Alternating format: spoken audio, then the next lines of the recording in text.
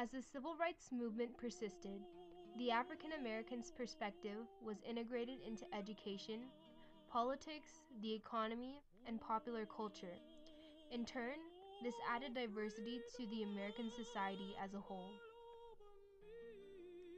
African slaves first arrived to the Americas in 1619, and by 1706 became a popular form of labor in what was to become the United States of America.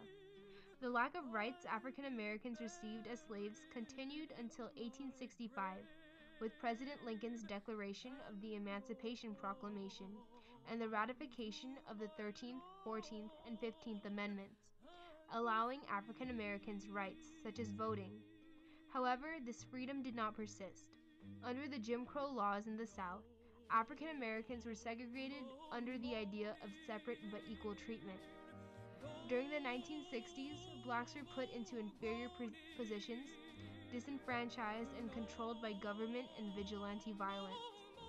Many organizations, such as the NAACP, the Congress of Racial Equality, the Students' Nonviolent Coordinating Committee, and the SCLC, as well as individuals like Martin Luther King Jr., Malcolm X, and Rosa Parks, led campaigns to end such discrimination. Their work was paid off, and in 1964, the Civil Rights Act was passed, banning racial discrimination in most private facilities open to the public, such as theaters, hospitals, and restaurants. Later on, in 1965, the Voting Rights Act was passed, allowing blacks to vote without numerous hindrances.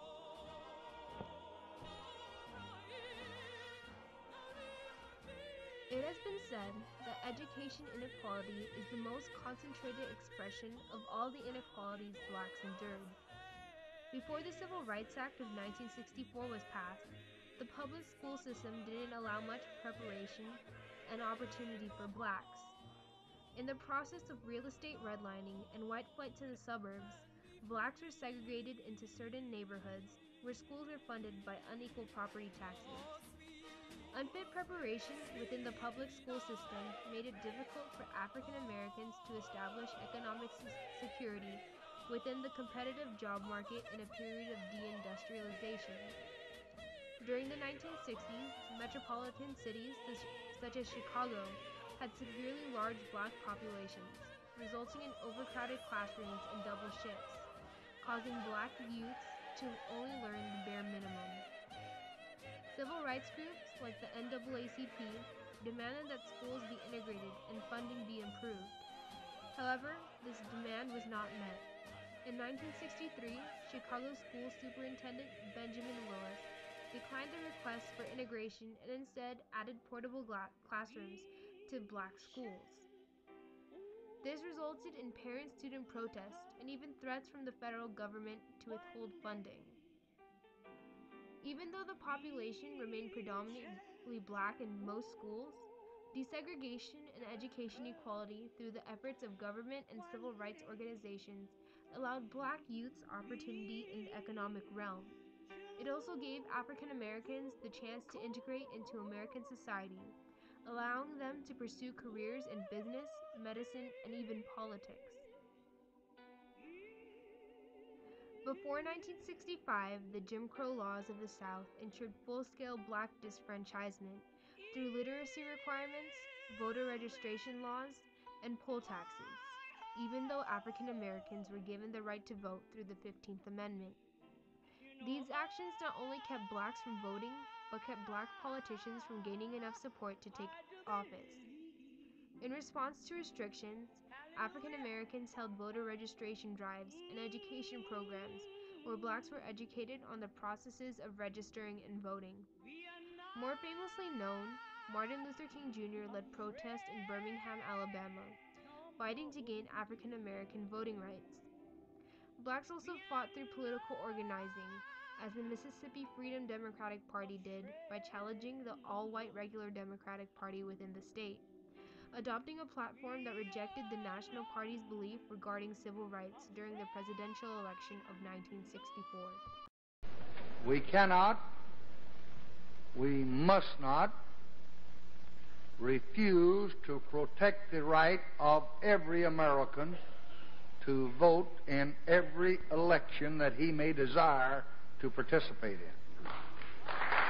With the support of President Johnson and Congress, the Voting Rights Act of 1965 was passed, stating that no voting qualification or prerequisite to voting shall be imposed to deny or abridge the right of any citizen of the U.S. to vote on account of race or color.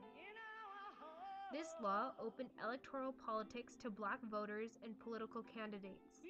In 1966, Edward Brooke, Massachusetts Attorney General, was the first African American elected to the U.S. Senate.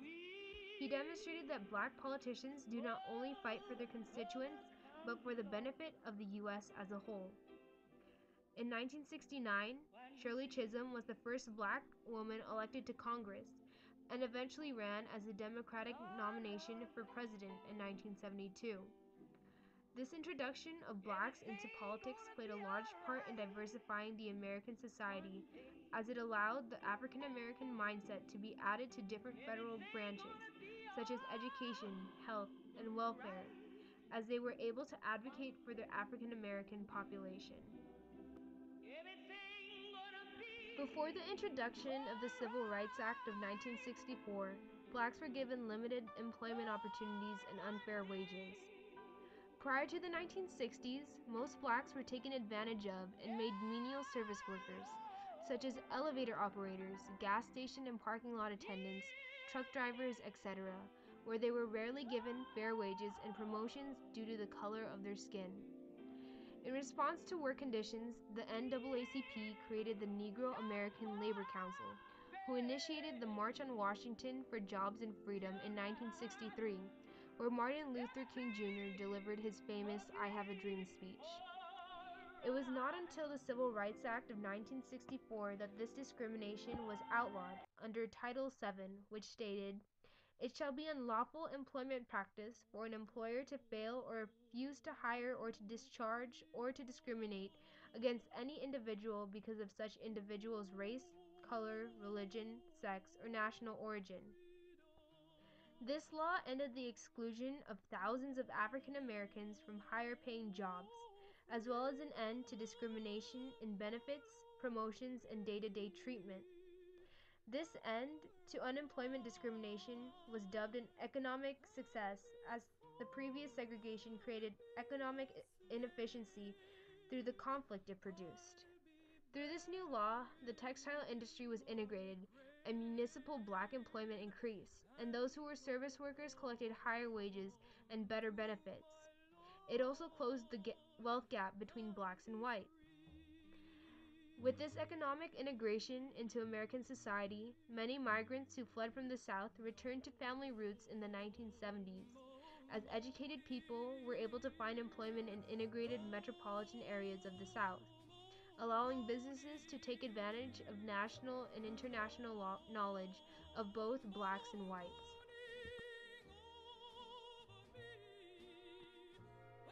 In the 1960s, many blacks played a role in establishing a popular culture that affected the idea of civil rights. Early in the decade, black entertainers like Sammy Davis Jr. and Nat King Cole were headliners in popular venues such as Las Vegas hotels, giving top-of-the-line performances, but not allowed to reside or eat in the venues they performed in. Sammy Davis Jr.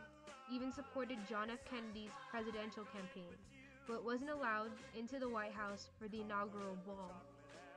With the passing of the Civil Rights Act of 1964, this treatment came to an end, as blacks were able to utilize public establishments.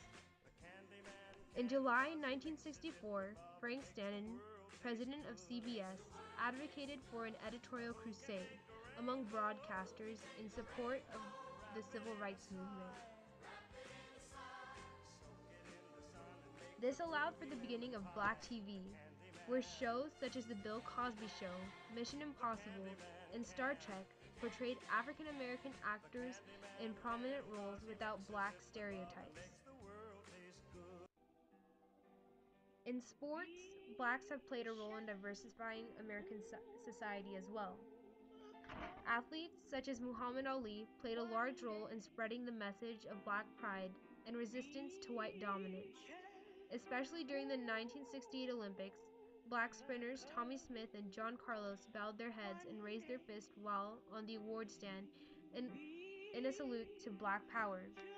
They viewed the Olympic platform as an appropriate protest, as their action proved strength to oppressed colored people, not only in the US, but around the world. These strides in Black popular culture opened the eyes of the US to the societal realities of Blacks and Black pride in American society. African Americans have left a mark on American society. Great strides in education have been made, allowing African Americans success in both politics and economics. Through their acquisition of voting rights, Blacks elected African American politicians who aided the needs of their constituents. Within the economy, the Civil Rights Act of 1964 created equal opportunity in the workplace, allowing Blacks to rank equally with whites.